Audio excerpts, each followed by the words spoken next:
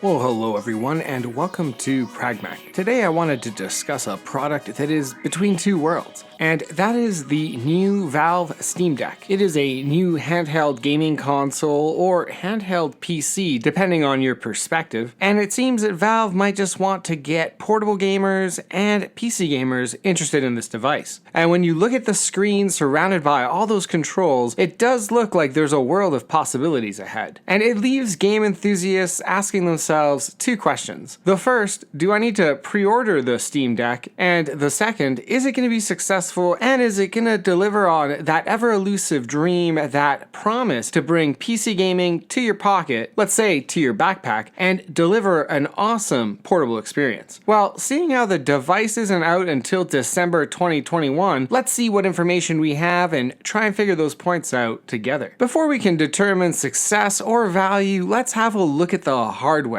and figure out what Valve is offering and at what price point. Beginning with the screen, it's a 7-inch display and it's going to be a 1280 by 800 resolution. And that is a 16:10 aspect ratio. It is going to have a 60 Hz refresh rate and 400 nits of brightness. And it is also a touch display. Moving on and looking at some of the internals, it will be powered by an AMD custom APU. It is a Zen 2 chip. I believe it is from a laptop architecture, and it has 4 cores and 8 threads. This is of course a custom chipset that Valve had co-developed with AMD, specifically with the Valve Steam Deck in mind, and the chipset promises to deliver power efficient gaming as well as promising to run the latest titles. When it comes to memory, there will be 16 gigabytes of RAM, which is really impressive to see. Even more interesting is how fast that RAM is. It is LPDDR5, giving it top end speeds, and that's very cool to see on the Steam Deck. And having a look at the battery, it will come with a 40 watt hour battery, promising anywhere from 2 to 8 hours of gameplay. So barely any variance there on the promise. Just joking. I would assume 2 hours is going to be on the very low end. That's with everything max, highest brightness, and playing some top end game, which would have that internal chipset really churning. And when I see the 8 hours of gameplay, I don't necessarily think that's going to be realistic, and that must only be possible under certain circumstances. But even if you're looking for 2 to 4 hours of gameplay, that might not be too bad. And for ports, there is going to be a single USB-C port. But I should clarify, there is still a 3.5mm stereo headphone jack. It will also have Bluetooth 5.0, and for Wi-Fi, it looks to have Wi-Fi 5 or 802.11ac. And when it comes to software, the Steam Deck will be optimized and shipped with the Steam OS. And that's of course meant to make the experience a little bit smoother and a little bit easier for gamers, as well as there is a built-in tool called the Proton. And long story short, that really just makes it easier for developers and gives them a compatibility layer, meaning that you'll be able to load up any of these games and that developers, well, they won't have to do too much work on their side to make sure that it works for you. I imagine having custom software and not relying out of the box Windows 10 is going to make this a better experience. I think there's going to be some menus and some intuitive issues that is going to be better served with a custom OS. Time is going to tell, and I'm sure we'll hear about it if it's not a good operating system. Moving on to pricing, there is 3 price tiers, beginning with $399, and that one will ship with only 64 gigabytes of storage, and that is going to be an eMMC storage. Spending $529 will get you 256 gigabytes of storage, and that's going to be the much faster NVMe SSD, quadrupling the storage capability and leaving that older style storage behind. At $649, we'll get you the best model. That's going to have 512 gigabytes of storage, as well as some improved anti-glare glass. Right away, the sweet spot looks to be the 529 model with 256 gigabytes of storage. You get the faster storage here, which is great to see. Now, just thinking about that entry-level model at $399, the question is 64 gigabytes of storage really going to get you through? And we can stop here and clarify, this device is going to come with a micro SD card. However, the majority of modern titles, not the majority, but at least a handful of them, they have very large downloads. In fact, some of them once installed are much larger than 70 or 80 gigabytes. So the larger storage models of the Steam Deck not only are going to resolve the storage issues, it's also going to mean that you can run those games off that super fast SSD storage rather than having to rely with the pass-through rates, which are probably going to be much slower on the micro SD card. That is something to consider if you're going to pre-order, is how much longevity do you want out of the device, how often are you going to use it, how large are your game titles, and I think that $129 up front might really be worth the investment. Looking at some of the hardware, there's a lot of buttons and a lot of triggers, and there's even some mouse pads on the side. So you've got joysticks, mouse pads, and a whole bunch of triggers. Without touching this device and without having to play a few game titles, I have no idea if I'm going to like this or not, or if anybody would like it or not. I'm just going to say it looks a little busy, but it does also look a little bit interesting. Reserving any judgment for now, it does look like there's plenty of expandability, and depending on the games you're playing, there's plenty of button configurations to solve any issues. Now that we've reviewed the device, reviewed some of the specs, the question remains, where exactly does Valve's Steam Deck fit into the general gaming ecosystem? For one, it's definitely focused around Steam. Valve wants you to use their platform, and we know that there is a bit of a platform war brewing, so the hardware really could be seen as a means to an end, and Valve's ability to not get into your hand, but also force you into the Steam ecosystem, the Steam store, and get you downloading your games directly from them and get that revenue stream. And from that perspective, I totally understand why they would go this route and why Valve looks to be successful in promoting hardware where really they haven't been successful with it in the past. And that's where I'll bring up the Nintendo Switch. And a lot of people have commented that the Steam Deck is a competitor to the Nintendo Switch and that that's who they're aiming for. However, I really don't see it that way. I understand they both look alike, they're both handhelds, they both can be docked and played on a larger display, but can we really say that Valve, the Steam Deck, and even the Steam platform really is going to compete with Nintendo? Let's face it, Nintendo has a very unique and very specific style of game and game intellectual property. And yeah, I'm talking specifically things like Mario and Zelda, etc., etc. That's why I don't necessarily think that the audience is going to be the Nintendo audience here. Sure, I'm certain there's going to be plenty of crossover, and you might have some Nintendo Switch owners that end up adding a Steam Deck to their collection, or perhaps some that just switch over permanently. That being said, some of those titles that they're used to playing just isn't going to come along for the ride. Neither is that group gaming that Nintendo is so good at, and the fact that the Nintendo Switch is designed to be shared and played with others with those removable joysticks, which is not something inherent in the Steam Deck's hardware. Time is going to tell where this lands and where it gets adopted in the market, and if in the end it can claim the same success that Nintendo's been able to claim with their Switch. Rolling on through, there are a few concerns and there are a few things to mention about the device that will take some time to consider, specifically if you're looking to pre-order this without ever seeing the device. Specifically, it's the question of the resolution of the screen, and if 1280 by 800 is gonna be high resolution enough. And along with that display, the other concern could be the 400 nits of brightness. For indoor gaming and for a normal display, 400 nits is really bright. However, the concern would be if you're gaming outside, you're gaming in direct sunlight, or perhaps you're gaming somewhere with some really terrible fluorescent lights. Is 400 nits gonna be enough to take away the distraction of any reflections? Something to consider. Battery capacity, there's always gonna be those that are very concerned with battery, and I think Steam has laid out more or less their expectations of minimum 2 hours. So if you're looking for an all-day gaming solution, something that you could just crank on without having to have a power outlet, I don't think this is gonna be it. However, even when you consider 2 hours, 2 hours could be your commute both ways. It could be some lunchtime gaming or some break gaming, and you'd still have plenty of juice left over. So I don't know if the battery concerns are really justified quite yet. Moving on to a larger question, and that is of the Steam Deck's success. How will success be measured for this device? As we alluded to before, Valve might just see the Steam Deck as the entranceway to the Steam ecosystem, looking to get more revenue from there, making the addition of new users to Steam the important metric. Or it could just be about total units sold. And that endgame really does seem unclear, at least for now, but right off the bat, there does seem to be more than enough demand. Because when the pre-orders opened for the Steam Deck, the website did crash and there was some issues reserving. So there does seem to be a lot of interest, at least from the get-go. The only thing we have now is to wait until the winter months and the holiday holiday season that promises to bring us this Steam Deck, which at that point it will be clear if this is a success from day one or if Valve might need to rethink their strategy. Thank you everyone, thank you for listening to my thoughts,